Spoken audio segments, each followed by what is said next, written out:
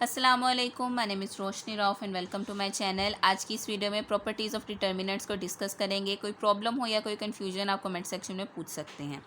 Start करते हैं अपना आज का काम। बहुत ही सिंपल सी चीज़ है, लेकिन एक बात याद रखिएगा कि ये तमाम तर प्रॉपर्टीज़ जो हैं वो स्क्वायर मैट्रिक्स के लिए हैं। स्क्वायर मैट्रिक्स का मतलब होता है number of rows and number of columns का इक्वल हो पाना।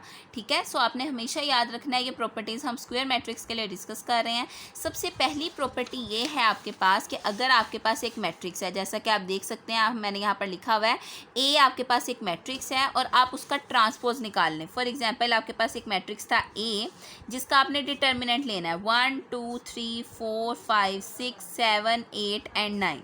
ठीक है, ए मैट्रिक्स का जब आप डिटर्मिनेंट ले लेते हैं तो फॉर एग्जांपल आपके पास आंसर आता है पी। ये हम सपोज कर रहे हैं, लेट कर रहे हैं। ठीक है, और अगर आप इस मैट्रिक्स का ट्रांसपोज ले लें, इसी मैट्रिक्स का ट्रांसपोज क्या आएगा 1 2 3 4 5 6 7 8 9। ठीक है, इसी मैट्रिक्स का ट्रांसपोज ले लें, तब ट्रांसपोज लेने पर भी डिटर्मिनेंट का आंसर पी ही रहेगा, कुछ भी चेंजिंग नहीं होगी। अगर आप चाहते हैं कि हम इसको प्रूफ करके देखें तो नेक्स्ट वीडियो में इंशाल्लाह हम इन तमाम तर प्रॉपर्टीज़ को प्रूफ भी करेंगे। फिलहाल हम सिर्फ डिस्कस कर रहे हैं, समझने की कोशिश कर रहे हैं कि बेसिकली इनका मतलब क्या है।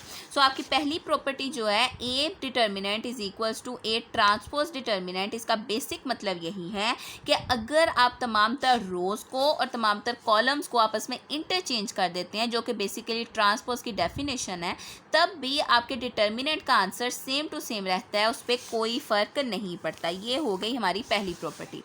दूसरी प्रॉपर्टी है इफ़ एनी टू रोज़ और कॉलम्स आर इंटरचेंज्ड, मतलब कि आपके पास एक डिटर्मिनेंट था जिसका नाम था ए। ठीक है, हमने ए लेट किया हुआ है, सो हम इस ए को ही दोबारा लिख लेते हैं।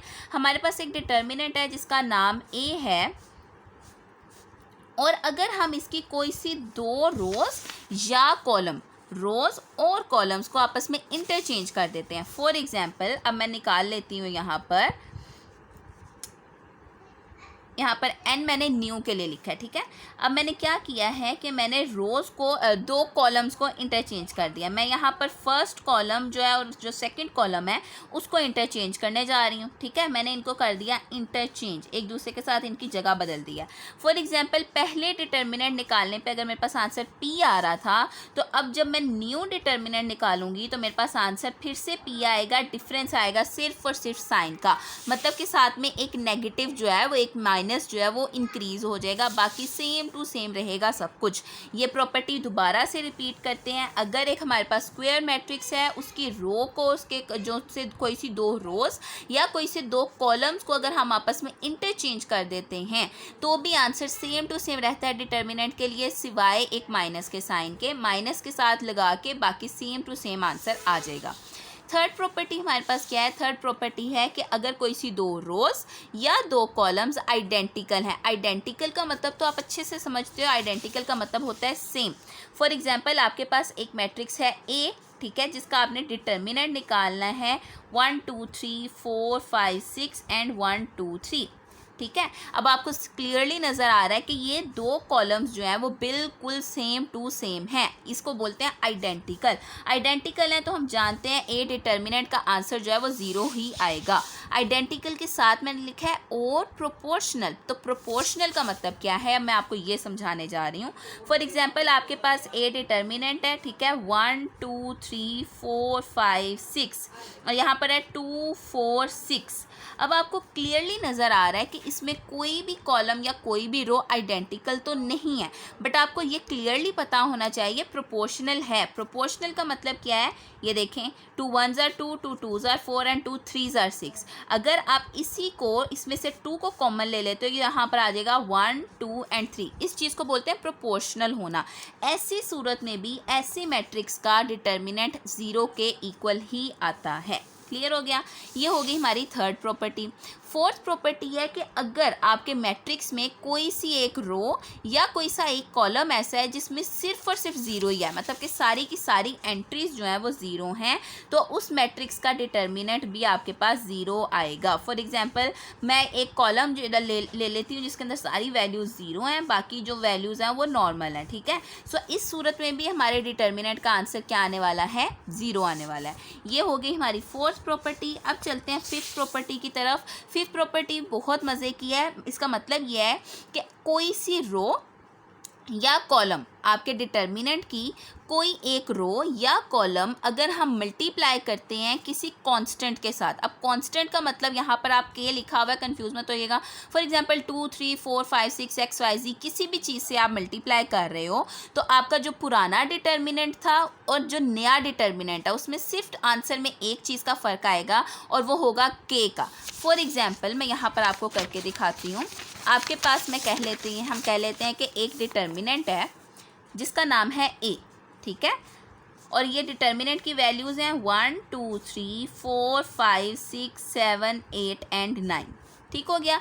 और इस डिटर्मिनेंट का आंसर जो है ना वो आता है हमारे पास, फॉर एग्जांपल हम कहते हैं पी आता है हमेशा। जब भी हम निकालेंगे इसका आंसर पी ही आएगा।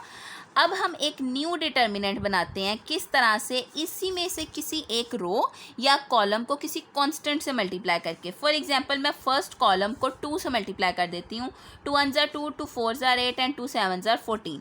बाकी सारे का सारा मैट्रिक्स सेम टू सेम रहेगा। मैंने डिफरेंस कहाँ पर लेकर आया है? सिर्फ और सिर्फ एक कॉलम में, और एक कांस्टेंट वैल्यू है जो तीनों के साथ मैंने यहाँ पर मल्टीप्लाई करवा दिया।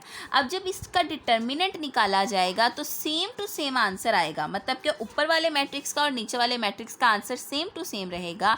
डिफरेंस सिर्फ और सिर्फ एक चीज़ का आएगा और वो होगा 2। मतलब कि जो कांस्टेंट आप मल्टीप्लाई कर रहे हो ना उस मैट्रिक्स के साथ, वो कांस्टेंट सिर्फ और सिर्फ आंसर में जो है वो एक तरह से शो हो जाएगा। फॉर एग्जांपल हम किसी एक कॉलम को नहीं बल्कि 2 कॉलम्स को मल्टीप्लाई करते हैं। इसको 2 से मल्टीप्लाई कर देते हैं और इसको 3 से मल्टीप्लाई कर देते हैं। इधर आ जाएगा 3 3 ज़ा 9, 3 6 ज़ा 18 एंड 3 9 ज़ा 27। ठीक है, इसको हमने 2 से मल्टीप्लाई किया और इसको 3 से, तो इसके सूरत में क्या होगा? 3 साथ में आ जाएगा, 3 2 ज़ा 6 हो जाएगा और आंसर 6p आ जाएगा। क्लियर है? होपफुली आपको ये चीज़ क्लियर होगी। नेक्स्ट प्रॉपर्टी देख लेते हैं। हमारे पास 6th प्रॉपर्टी है कि अगर एक डिटर्मिनेंट है आपके पास, a determinant can be split if are row और column is expressed as sum of 2 or more terms. ठीक है, ये वाली प्रॉपर्टी आपकी जो सी है मोस्ट इंपॉर्टेंट है, इसको अच्छे से आपने समझना है। फॉर एग्जांपल ये बात, और एक बात अच्छे से याद रखिएगा कि हम यहाँ पर बात किसकी कर रहे हैं? डिटर्मिनेंट की, मैट्रिसेस की बात नहीं कर रहे हैं। इस वजह से आपने ये बात अच्छे से जहन नशीन कर लेनी है। फॉर एग्जाम्पल आपके पास एक मैट्रिक्स है A B A plus B, C D C plus D, E F and E plus F. ठीक है, आपके पास ये एक डिटर्मिनेंट है और आप देख सकते हो कि इसका ये जो कॉलम है ना ये रिप्रेजेंट कैसे हो रहा है? In the form of some. ठीक है, ये 2 वैल्यूज़ के सम के तौर पर रिप्रेजेंट हो रहा है। तो हम इसको किस तरह से लिख सकते हैं? A B A, C D C, E F E. ठीक है, और प्लस लगा के दूसरी वैल्यू क्या आ जाएगी? B C D D, E F and F. इसी डिटर्मिनेंट को हम इस सूरत में भी लिख सकते हैं। आपने कतई तौर पे कंफ्यूज नहीं होना ये सोच के कि ये दोनों ऐड हो जाएंगे फिर a प्लस ए हो जाएगा, b प्लस बी। ऐसा नहीं होगा, क्योंकि हम डिटर्मिनेंट्स की बात कर रहे हैं, मैट्रिसेस की बात नहीं कर रहे। दैट्स वाई ये प्रॉपर्टी वैलिड है। Is that clear? और एक बात और याद रखिएगा कि हमने बात की है इफ़ आर रो और कॉलम। ठीक है, ऐसा नहीं हो सकता कि हम यहाँ पर 2 कॉलम्स जो से, फॉर एग्जांपल मैं यहाँ पर लिखूँ b plus a, d plus c and f plus e, और फिर उसको भी मैं एक साथ सॉल्व करने की कोशिश करूँ। ऐसा पॉसिबल नहीं है। आप पहले कोई एक कॉलम स्प्लिट करोगे और फिर दूसरा कॉलम स्प्लिट करोगे। साइमल्टेनियसली आप स्प्लिटिंग नहीं कर सकते, ये बात याद रखिएगा। अगली प्रॉपर्टी में हमारी 7th प्रॉपर्टी है और बहुत मज़े की प्रॉपर्टी है। अगर आप समझ के देखेंगे तो आपको बहुत इजी लगेगी, वरना हो सकता है आप कंफ्यूज हो जाएं। ठीक है, फॉर एग्जांपल मेरे पास एक मैट्रिक्स था ए, उसका मैंने डिटर्मिनेंट निकाला, मेरे पास आंसर आ गया बी, जिसका आंसर आ गया पी। ठीक है, अब इसी ए मैट्रिक्स से अगर मैं बी का मैट्रिक्स बनाती हूँ, अब किसी भी तरह से बनाया जा सकता है। कोई भी एक स्केलर मल्टीपल आप ले सकते हो, उसको आप ऐड करवा सकते हो, उसको आप मल्टीप्लाई करवा सकते हो। लेकिन बात यह है कि वो बुनियादी तौर पर बना कैसे है? इस ए से बना है। ठीक है, और अगर इस ए से मैंने उस बी को बनाया है तो उस बी का आंसर भी पी ही आएगा हर सूरत में। ये प्रॉपर्टी बहुत यूज़फुल है, इसको अच्छे से समझिएगा। फॉर एग्जांपल मेरे पास एक मैट्रिक्स था ए जिसका मुझे निकालना था डिटर्मिनेंट 1 2 3 4 5 6 7 8 एंड 9। ठीक है, ये मेरा मैट्रिक्स था, इसका मुझे डिटर्मिनेंट निकालना है और मैं यहाँ पर लिख लेती हूँ इसका डिटर्मिनेंट पी आया। अब अगर by adding to a row और column of A a scalar multiple of another 2 rows और columns of A then B determinant is equal to P. इसको इंग्लिश को इतना ज़्यादा आपने सीरियस नहीं लेना, मतलब कि आपने कंफ्यूज नहीं होना कि इसका मतलब क्या है। इसका सिंपल सा मतलब ये है कि अगर आप इस ए मैट्रिक्स से एक बी मैट्रिक्स जो है वो बनाते हो तो उस मैट्रिक्स का आंसर भी आपके पास पी ही आएगा। और स्केलर मल्टीपल का यहाँ पर मतलब ये है कि फॉर एग्जाम्पल आप कोई भी एक वैल्यू ले सकते हो, ऐसा नहीं है कि वो वैल्यू जो है कुछ स्पेसिफिक होनी चाहिए, कोई भी वैल्यू हो सकती है। चाहे आप इस कॉलम को उठा के कॉलम 2 को कॉलम 1 के साथ मल्टीप्लाई कर दो, तब भी आपके बी मैट्रिक्स के डिटर्मिनेंट का आंसर सेम टू सेम रहेगा। इंशाल्लाह इन्हीं प्रॉपर्टीज़ का प्रूफ मैं आपको नेक्स्ट वीडियो में करवाऊंगी। हो सकता है आपका अगर कोई कन्फ्यूजन रह जाए तो उस वीडियो में क्लियर हो जाए, लेकिन होपफुली इंशाल्लाह ये तमाम तर प्रॉपर्टीज़ इसी वीडियो में आपको क्लियर हो जाएंगी। If a matrix is in triangular form का आपको अच्छे से पता है, ट्रायंगल का तो आपको पता ही है, then value of its determinant is the product of the entries of its main diagonal. Main diagonal मैंने आपको पहले भी बताया हुआ है, मेन डायगोनल का मतलब होता है ये वाली एंट्रीज एंड ऑफ डायगोनल का मतलब होता है ये वाली एंट्रीज। क्लियर हो गया। सो यहाँ पर बेसिकली बात ये हो रही है कि अगर एक मैट्रिक्स ट्रायंगुलर फॉर्म में है और आपको उसका डिटर्मिनेंट फाइंड आउट करना है, तो उसके डिटर्मिनेंट का मतलब ये है कि आपको उसके मेन डायगोनल की एंट्रीज को सिर्फ आपस में मल्टीप्लाई कर देना। ये एक शॉर्टकट है। अब जब मेन डायगोनल की एंट्रीज को मल्टीप्लाई करेंगे तो आपके पास डिटर्मिनेंट का आंसर आ जाएगा। होपफुली आज की इस वीडियो में आपकी प्रॉपर्टीज़ जो है वो क्लियर हो गई होंगी। नेक्स्ट वीडियो में इंशाल्लाह मैं पूरी कोशिश करूंगी कि क्वेश्चन नंबर 3 जो है वो कम्प्लीटली सॉल्व हो जाए। Thank you so much for watching this video. अल्लाह हाफिज़।